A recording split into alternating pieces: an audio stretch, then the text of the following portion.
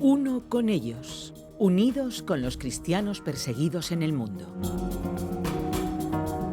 Te damos la bienvenida una vez más a Uno con ellos, un espacio de puertas abiertas desde el estudio de Radio Encuentro, Radio Transmundial en España. Yo soy Mateus y contamos una vez más con Ted Blake, director de Puertas Abiertas en España, para poder hablar de la situación de los cristianos que sufren persecución a causa de su fe en Jesucristo.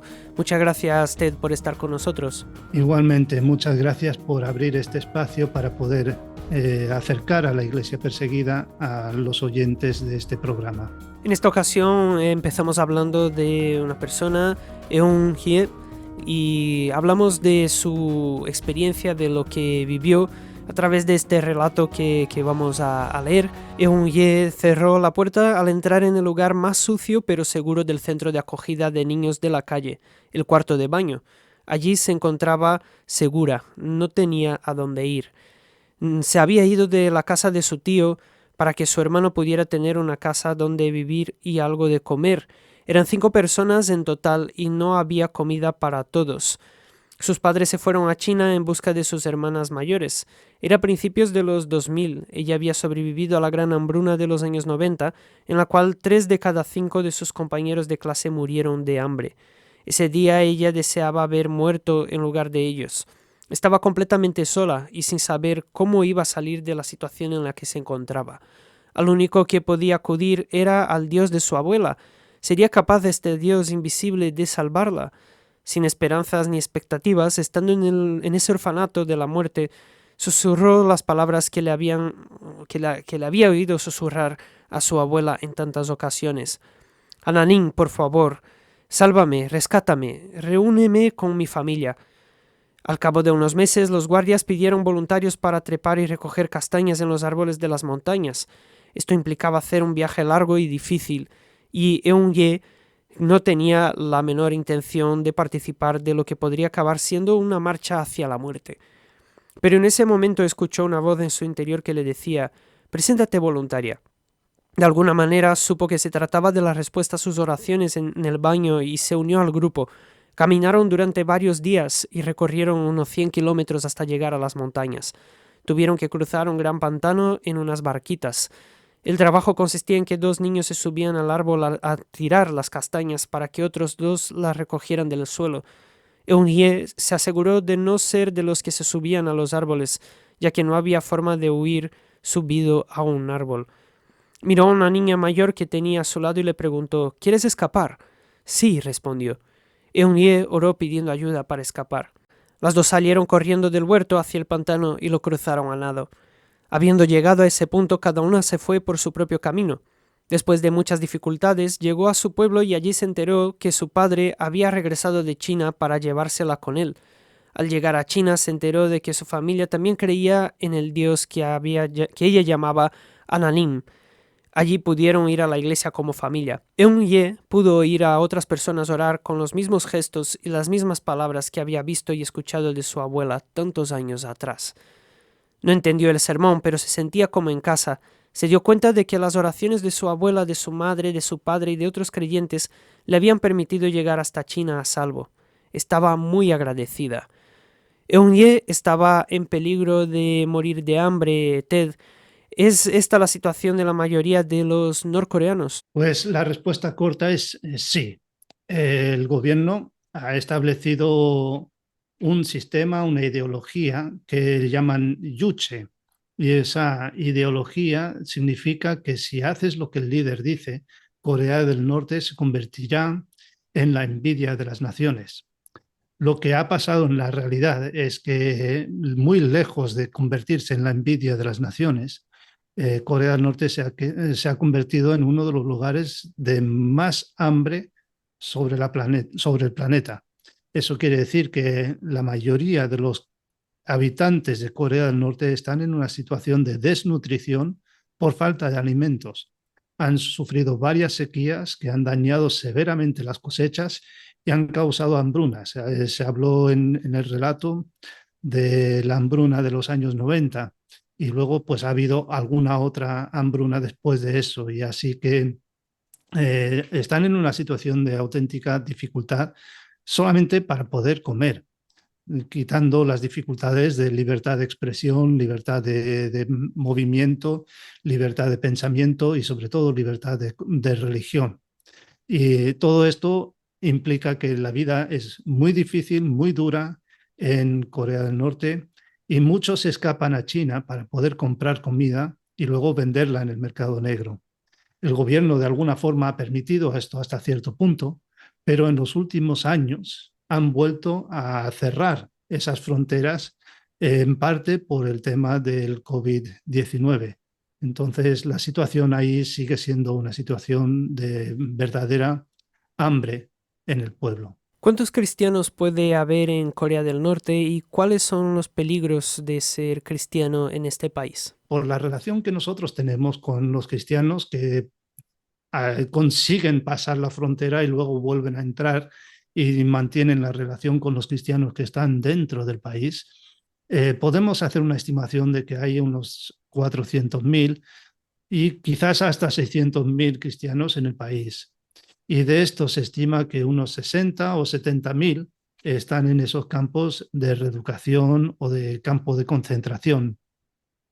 Entonces, el hecho de ser cristiano en Corea del Norte es estar en una situación donde se te considera uno de los principales enemigos del régimen. Quiere decir que si tú eres un cristiano, el hecho de ser cristiano es un delito. Y lo mínimo que puedes pagar por ese delito es un destierro a una región muy dura del país y vivir en una situación donde tienes más dificultades que nadie para conseguir lo suficiente para comer, no hay trabajo y estás en una zona árida donde no hay tampoco muchos cultivos. Y es un sitio muy difícil. El segundo medio o el segundo castigo podría ser pues un castigo a un campo de concentración o de reeducación. Y ahí el trato, sobre todo a los cristianos, es terrible. No nos quieren ni contar algunas de las cosas que se les hacen por lo duro que es y por realmente cuesta mantenerse vivo en un campo de estos. Y último, por último, se puede sufrir la pena de muerte. Y entonces perder la vida por completo.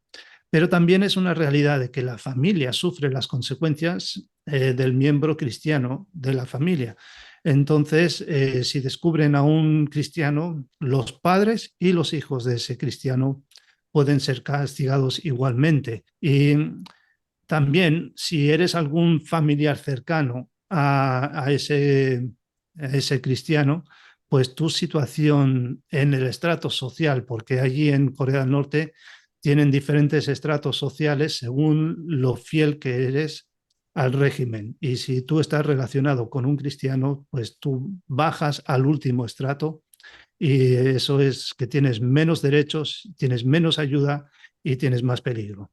Así que la situación para los cristianos es realmente difícil y dura. ¿Y cómo se puede ayudar a una persona que sufre persecución como Eun-ye y también cómo orar de manera general por los cristianos de Corea del Norte? Para poder ser de una ayuda, lo que nosotros podemos hacer es ayudarles con algún tipo de apoyo que ayude a escaparse de la persecución. La situación es tan difícil en Corea del Norte que nosotros con 70 euros podemos dar apoyo a 3 creyentes que huyen de la persecución extrema. Y de esta forma, pues, ayudarles a situarse en otro lugar donde pueden recibir descanso, pueden recibir apoyo y restauración para el alma. Y entonces recuperarse de todo lo que han estado viviendo y sufriendo. Y lo más importante que podemos hacer es orar por los cristianos que sufren persecución. Y podemos orar por los niños para que ellos puedan superar esa persecución extrema, porque la persecución en estos casos no tiene edad. No se deja de perseguir a los niños, aunque son cristianos. Entonces, esto hay que tenerlo muy en cuenta. Y luego también tenemos que orar para que las familias que han tenido que separarse por causa de la persecución puedan volver a reunirse. Cuando se escapan y cuando se separan de esta manera pasan por tantas dificultades y por tantas situaciones que pueden pasar años hasta que puedan volver a verse y poder reunirse y poder darse un abrazo el uno al otro. Y por último, pues orar para que la situación en Corea del Norte cambie, que Dios transforme el país por completo. Y como nos dijeron acerca de Afganistán, pues que oremos por las personas que están en el liderazgo para que ellos puedan tener ese encuentro con Cristo, que puedan transformar su país y que puedan tener otra forma de llevar a cabo las cosas. Pues muchas gracias, Ted, por compartirnos todas estas informaciones, por hablarnos de cómo ayudar a los cristianos que son perseguidos por su fe en diferentes lugares del mundo, en este caso Corea del Norte. Y para aquellos que quieren saber más información rápidamente, ¿a través de qué vía pueden contactar con Puertas Abiertas? Pues claro, pueden acercarse a nosotros vía internet, pueden entrar en nuestra página web poniendo puertasabiertas.org, puertasabiertas.org. Y allí en nuestra página verá arriba a la derecha la palabra involúcrate, y si pinchas allí verás el acróstico Oremos. Y pinchando en el acróstico Oremos se abrirá una explicación de qué significa ser un compañero de oración, y puedes rellenar el formulario para convertirte en ese compañero de oración y tener todo lo que necesitas para orar fielmente por la iglesia que sufre persecución en más de 70 países. Entonces te animo a que te involucres de esta manera. Muchas gracias, Ted, una vez más, y gracias también a ti que nos acompañas por seguirnos en este espacio Uno con Ellos, un programa de Puertas Abiertas desde el estudio de Radio Encuentro en Madrid, Radio Encuentro Radio Transmundial en España.